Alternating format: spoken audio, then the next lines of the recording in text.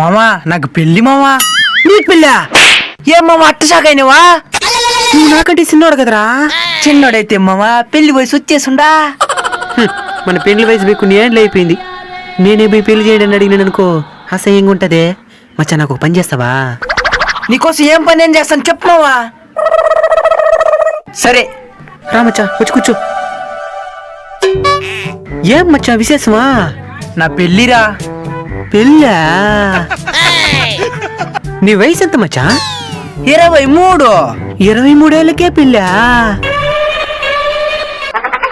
ఏం జాబ్ చేస్తున్నావు మచ్చా నువ్వా? జాబేవులే. ఏ జాబు చేయకపోయినా కూడా పెళ్ళా? రామయ్య మొన్న మీ కొడుకుని చంపాను, ఎందుకు చంపానవా? ఓ పెళ్లి చేయమని అడిగిన దానికే చంపానవా? నాకు పెళ్ళంటే నా సహ్యం. ఇంకా మన బ్రహ్మచారిగా ఉండాల్సిందే జీవితాంతం.